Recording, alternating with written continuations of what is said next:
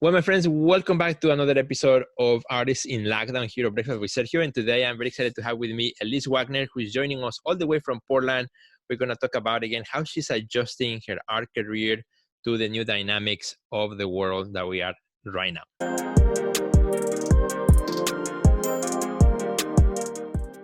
Well, my friends, super happy to be back here. And today, super happy, like times 2 or 3 times 4, because I have with me Elise Wagner and a lot of the artists that I have been talking with, from around the world in this series of Artists in Lockdown, now over 30 artists already, having artists that I have met online, but I have never met in person. But today I'm super happy because I met Elise in person. Well, we first met online through the social media and through the Next Level Academy and other things. But also we had an opportunity to meet each other in New York recently during the Armory show. You were there, we were there. We had a nice, breakfast also with a number of many Sergio. Yeah, we have Carnegie Diner. I mean, come on. That was fantastic. That was super cool. So that, feel like I know you a lot better, Elise, because of those few moments that we all, as a group, we had in New York.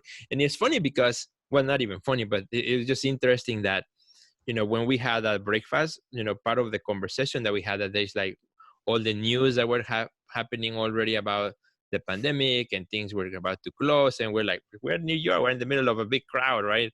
We're still going to see shows that day and all that thing. But as soon as we all kind of got back, things began to close. And actually, you actually did a little bit more travel. And, as things were closing for you as well, maybe let's pick up from there. Yeah. Because that you were caught in the middle of your travel. Yeah, it was quite devastating, actually, because I also have memories of 9/11 that are very similar, where I flew out of Newark Airport from Vermont Studio Center from 5 weeks back east on September 10th. So it was sort of like another thing that happened.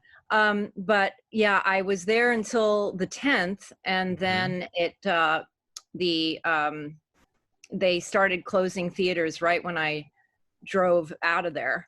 And I was with my friend Karen, and we had this whole plan of going to NASA Goddard in Maryland, which we did. And I had arranged with someone in the heliophysics department to get a tour of their media department, because I'm a big fan of their Instagram. And then we were going to go to the National Radio and Astronomy Museum in West Virginia. So everything got canceled. Yeah. As we drove, everything got more and more canceled. And then I ended up in quarantine in West Virginia at my friend's house. And then I came home on a less than half full plane. And I actually flew to New York on a less than half full plane from Portland as well. Yeah, I remember following, all that journey, from your social media, and we were in touch also throughout that time. Yeah. So, how much the world has changed since that breakfast that we had until now, right? And incredible. Something that we have been talking about even before this, the importance of social media. I know you've been very active with social media yourself and doing things. So tell me a little bit about, as you look at your career, how this whole dynamic has also made some changes, and what kind of adjustments have you done as an artist as a result of? I pretty much just, after the shock of it, I mean, it's still pretty shocking. I still can't really look at my pictures from New York or from Italy, for that matter.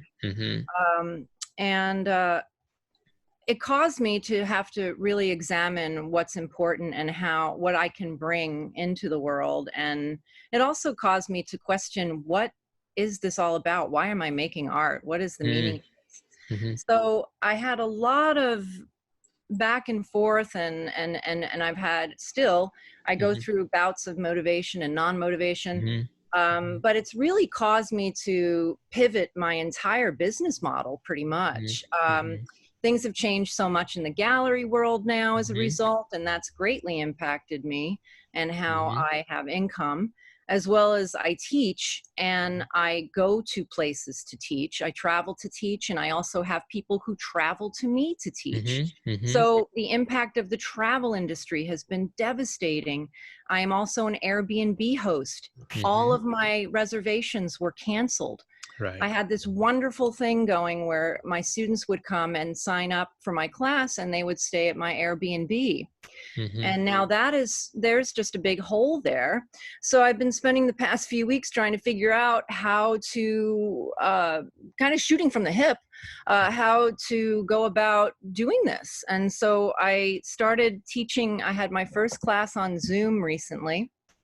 And I'm not Very sure if I'll cool. do it indefinitely, but Mm-hmm. it's definitely it's providing for me a way to connect, and I know that people are a captive audience right now for their creativity, maybe doing things that they hadn't gotten to or that they wanted to do. I know I'm certainly doing that too. Yeah. But so that's I've kind of adapted that way Mm-hmm. because I've had to for survival. Right. There's really no choice in the matter. I had to do this, and whether I wanted to or not. Right. So um, And one of the things, actually, I remember that we had a conversation as you were setting up your online class, and figuring out what method to use and how to do it, and all the different things. What has you found to be, one of the biggest obstacles to overcome when transferring something that you normally do on a one-on-one or with a group in person versus, you know, transitioning into a virtual space where maybe your students may not have all the tools or the right, lighting, all the right, things that right, normally they would have access to in your right. studio. Well, the way I did it was I just kind of put in the description that you use this as a tool. Take notes. You Mhm. can get information and resources from me, and Mhm. then you'll have a recording of the class for a Mhm. future date, or you can learn right along with me. But I pretty much laid it out there. Here's what I'm going to talk about, and I'm going to demonstrate and do the printmaking for you, and or encaustic painting, which I did yesterday, which was very fun. Mhm. And I just lay it out that way. But it was challenging at first. I thought, oh, Yeah. am I going to have a whole lesson plan? And then I did a workshop, and I looked at all of these different platforms that people Mhm. teach on, and Mhm. I felt that that was way too overwhelming for me. And I have a studio practice as an artist. I don't want to get headlong involved with a very big process of being on Mhm. a platform and having this be lesson plans and video Right. management and stage management, and I'm just me, so I had to Right. be realistic and do something that was very accessible for me to do, Mhm. and also that allowed people to do it affordably and was accessible for them too. Right. And I think it creates also a platform where, as we go back, hopefully soon, to a more, normal or a way in which we can start accepting people in our studios, in our galleries, and things like that, where you can always have that as a back burner for, any additional thing, and or even as a follow up to a class that you give.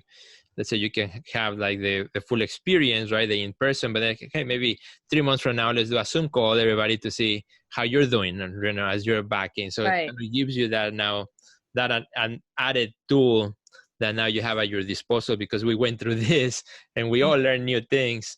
That now it becomes an add-on to something that maybe you may be doing, especially when you travel. I know you do some courses in Mexico and things like that, Mhm. where maybe a follow-up 2 months later with everybody might be kind of fun. Right, exactly. And it's kind of a nice way to connect and have a really solid community of students, which I Mhm. do. I've been doing it for so long that I do have the access to that, and now I've learned different ways to do that. And in fact, I was getting to a point in my career, in my life, where I didn't really want to have studio workshops anymore. Mm, It was okay. becoming to be a situation because I only have so much space, Yeah. and even though everything is on wheels and totally convertible in the Mhm. studio, it still wears and tears on me because Right. I have to do the breakdown setup, breakdown setup. I Right. was Right. getting very tired of that. So it's almost like what I was very much resisting all along became what I had to do, and I no Yeah. longer had any excuses. It Very. takes a pandemic, like I was saying, to I know. Yeah. get It to that takes point. it takes Yeah. something drastic sometimes to make us stop and think. Sometimes. Yeah. No. I think our inner resistance can be so intense, Mhm. and we have to just get beyond that. And being part of the academy has been just really Thank helpful you. for me to have that community. And I'm not always plugged in Yeah. 24/7 or anything, but there's always something in there for everyone. And then you get this sense of community and that you're not alone and that Right. you're doing this and Mhm. certain issues come up and there's something that you can share or communicate Right. about. So And I think, and that kind of connects with something that you said much earlier, this idea that, the reality is that some days are better than others.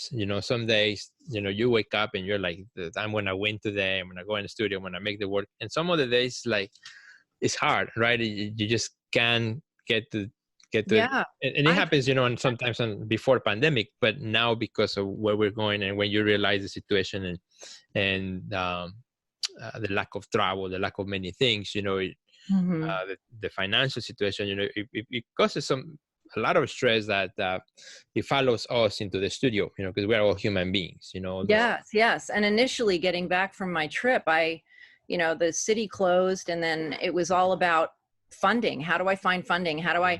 So I put my, extensive grant writing experience to Yeah. work Right. and applied for several grants and got a few of them. And then it's just hard to go from that Hmm. and then website mastering and putting Everything. creation of classes online, writing grants, and then do an about face and say, now I'm going to just paint. Right. So sometimes it's very hard for me to make that shift Right. from the digital to the analog to the Right. actual doing. Excellent. And let's talk about, before we kind of wrap up the conversation, let's talk about also this idea that a lot of times I hear artists who say, well, nobody's buying right now. And the collectors are not buying. And that is not true. People are actually buying. And Mhm. I think that has been your experience as well, Yeah. as you're moving online and doing a lot of things online, that people are actually buying. Can you tell us a little bit about, how you have seen the collectors move and work in that sense? Yes, yes. I think that it's really important that you have a variety of price points with your work, for one thing. Hmm. And for another, it's really good to consider that when you think about how the travel industry has been devastated, it's been devastated greatly by people who are planning very wonderful exotic vacations Hmm. and all kinds of things. So if they're going to be in their environment and in their house, they want to have something nice to look at, and maybe Right. they've always wanted one of my pieces and Hmm. maybe they haven't been able to afford it or whatever, and now things have aligned in a certain way, and I Yeah. have some things that are under $100, my impressions of Italy, and Hmm. I have some things that are, they're under 500 and then they're under 1,000. And if you Hmm. segment your pricing out in such a way, then you can have these nice little small, very easy to ship Hmm. pieces on Hmm. there to offer people. Right. And so I've just been thrilled that that has been happening. Very cool. Yeah, absolutely. And for some of our friends, also, even just doing the artist support pledge might be a great option for many of the friends who may be watching too, as a way to get the word out and things. Mhm. But yeah, don't lose faith, my friends. If you've been posting out and you say, it doesn't work, nobody's buying, just keep at it. Keep showing up, keep showing up. I think Yeah. that is I've been actively trying to sell my small works online Mhm. for 2 years. Yeah. And I started an Instagram for it called Uh-huh. Wagneragram, and then there's my Elise Wagner studio. And it's been slow going. So yeah, I mean, don't give up, because Right. I've had those moments where I'm like, what? Oh my God, nobody Right. cares. Nobody sees it, Yeah. and it's because it's just you, and you're Right. putting it out there from your wherever you are, and it's the whole globe is what you have to remember, and not everyone's going to see it, but in the moment, that just takes the right moment and the right person in the right mood, and that's all. That's It's how like it a works. roulette game. Super.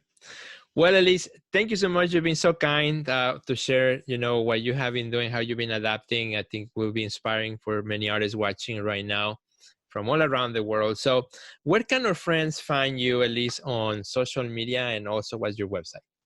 I am on Instagram at Elise Wagner Studio, and I am EliseWagner.com is my website, and I also have a Facebook page that's just my name, Elise Wagner. So, Sergio, thank you so much for everything that you're doing to bring together such a wonderful global community of artists. This is really just incredible. Thank you, And Elise. I'm really happy to be part of it. Thank you so much. And thanks to our friends. We will see you in the next episode. Artists in Lockdown, Breakfast with Sergio. Have a great day. Goodbye.